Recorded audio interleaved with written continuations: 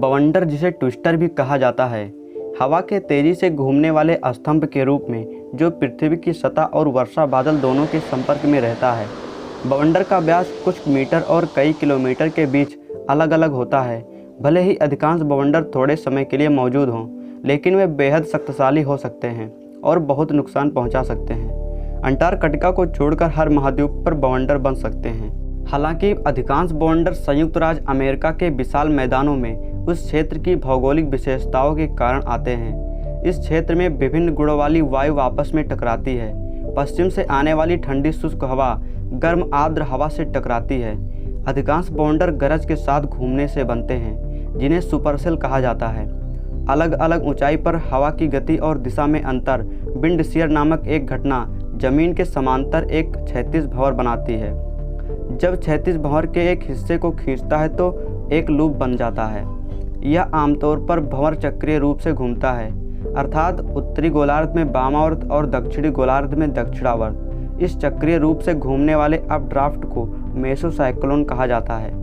जब यह बनता है तो वर्षा बादल सुपरसेल अवस्था में पहुंच जाता है। बवंडर तब बन सकता है जब मेसोसाइक्लोन को सतह से गर्म और आर्द्र हवा की आपूर्ति प्राप्त होती है। उसी समय मेसोसाइक्लोन के केंद्र में एक डाउन ड्राफ्ट मौजूद होता है। जैसे जैसे ऊर्ध्वाधर भंवर जमीन की ओर बढ़ता है, घूमने वाली हवा रोटेशन की धुरी की ओर अंदर की ओर खींचती है और इसलिए यह तेज़ी से घूमेगी। यदि यह पर्याप्त तेज हो जाता है तो सुपरसेल से एक फनल निकलता है। यदि कीप भूमि पर पहुंचती है तो उसे बवंडर कहते हैं। बवंडर जमीन से धूल और मलबे को सोख लेता है, जिससे कीप का निचला हिस्सा गहरा हो जाता है। ज़्यादातर मामलों में बवंडर की तीव्रता साथ ही इसका व्यास जल्दी से कम हो जाता है। अंत में बवंडर पूरी तरह से गायब हो जाता है। अधिकांश बवंडर केवल कुछ ही मिनटों तक चलते हैं, हालांकि वे कुछ नुकसान पहुंचा सकते हैं। सभी 3/4 बवंडर 180 किलोमीटर प्रति घंटा की गति तक नहीं पहुंचते हैं। इस गति से वे केवल माध्यम क्षति का कारण बनते हैं। फिर भी कई गुना बड़ी गति प्राप्त करने वाले बवंडर बड़े पैमाने पर विनाश का कारण बन सकते हैं, जैसे इमारतों को नष्ट करना।